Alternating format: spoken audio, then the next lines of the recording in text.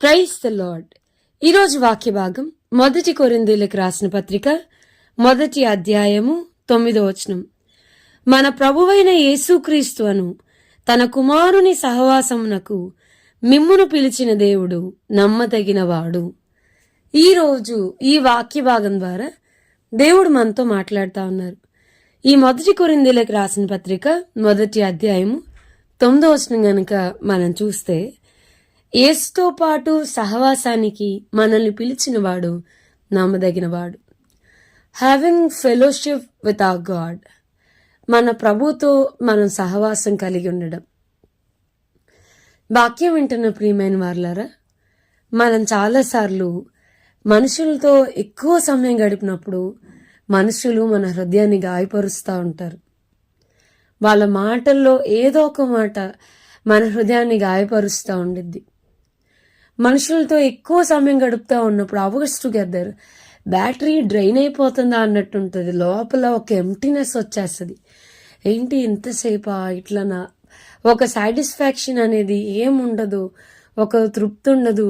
మనుషులతో మనం ఎక్కువగా రాసుకునే కొద్దీ the more time that we spend together with them, మనుషులతో ఎక్కువగా సమయాన్ని గడిపే కొద్దీ మనకి ఎక్కువగా గాయం అవుతూ ఉంటుంది. మన హృదయం ఎక్కువగా గాయం రేగుతూ ఉంటుంది.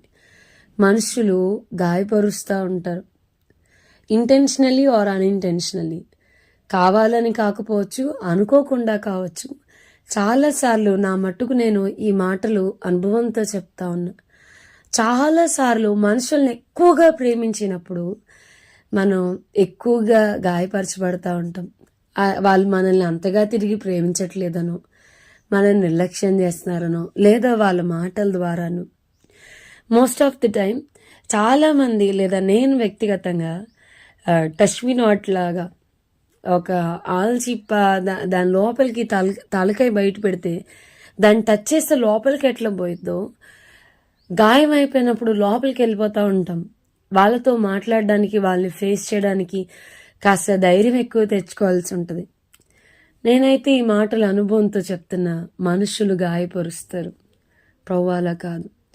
చాలాసార్లు చాలా నలిగిపోయిన సందర్భాల్లో మనుషుల నుంచి ఆదరణ కోరుకుని మనుషుల చుట్టూ పరిగెడతా ఉంటాం. బట్ ఇన్ఫ్యాక్ట్ వీళ్ళు మనల్ని ఆదరిస్తారన్న వాళ్ళు ఇంకా హార్ష్గా మనతో డీల్ చేస్తారు. ఖచ్చితంగా వీళ్ళు మన స్థితిని చూసి జాలి పడతారు అనుకున్నప్పుడు they deal with us with much hardness. చాలా కఠినంగా మనతో వ్యవహరిస్తూ ఉంటారు, అర్థం చేసుకుంటారు. మనతో పాటు ఉంటారు అనుకున్న వాళ్ళు మనల్ని ద్వేషిస్తూ అసహించుకుంటూ ఉంటారు మనం వెళ్తున్న పరిస్థితులను బట్టి. కానీ వాక్యం వింటున్న ప్రియమైన వాళ్ళరా, నేనైతే అనుభవంతో చెప్పగలను, నా ప్రభు ఎప్పుడూ గాయపరచడు.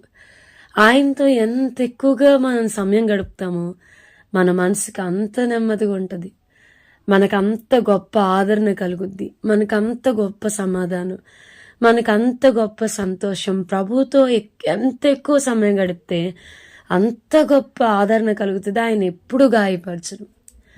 చాలాసార్లు వీళ్ళు చాలా గొప్పవారు, వీరు సేవకులు, చాలామంది దగ్గర మనం ఆదరణ కోరుకుంటాం.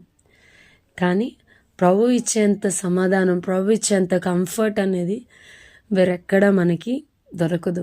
ఆయన తన కుమారుడైన యేసుక్రీస్తు సహవాసం చేయడానికి మనల్ని పిలిచాడు. మనకి బాగా తెలుసు, బేతనియా గ్రామంలో మరి మార్తా, మరియా, అలాగే లాజరు వాళ్ళ ఫ్యామిలీ ఉన్నప్పుడు వీళ్ళు, మార్తేమో ప్రభు వస్తున్నాడని చాలా ఐటమ్స్ అని ప్రిపేర్ చేసేసుకుంటా ఉంది. She's too busy with too many works, చాలా బిజీగా ఉంది. కానీ మరి మాత్రం ఆయన పాదాల దగ్గర కూర్చుని ఉంది కదండి. ఆయన పాదాల దగ్గర కూర్చున్నప్పుడు ప్రభు అంటున్నాడు, ఆమె ఉత్తమమైందని ఎన్నుకుంది, అవసరమైంది అదే. మనుషులతోనూ ఇంకేదో దాంతోనో బిజీగా కాదు, ప్రభు దగ్గర కూర్చుంటే చాలు మనం గొప్ప ఆదరణ, గొప్ప నెమ్మది పొందుకుంటాం. మీలో ఎవరైనా సమాధానం లేదు, నెమ్మది లేదు, చాలా అలసిపోతున్నాను, వెక్స్ట్ ఆఫ్ అయిపోయాను, గాయం రేగిపోతుంది, మనుషుల మాటలను తట్టుకోలేకపోతున్నాను అనుకుంటే కనుక పదండి, ఆయన కరుణా సింహాసనం, ఆయన పాద సన్నిధి ఎంటీగా ఉంది. అక్కడికి వెళ్ళి మనం కూర్చుంటే ఆ కంఫర్ట్ అనేది, సియోన్లో ఉండి నేను మిమ్మల్ని ఆదరించుద్దన్న వాగ్దానం నిశ్చయంగా ప్రభు మన జీవితాల్లో నెరవేర్చునుగాక. ఆమేన్. ప్రార్థన చేసుకుందాం. ప్రభా, ఈరోజు వాక్య భాగం ద్వారా మీరు మాతో మాట్లాడినందుకు వందనాలు. వాక్యం విన్న మా ప్రియులైన వారిని అందరినీ దీవించి ఆశీర్వదించమని యేసు నామమున అడిగి వేడుకొంచున్నాం తండ్రి. Amen. God bless you and have a blessed day.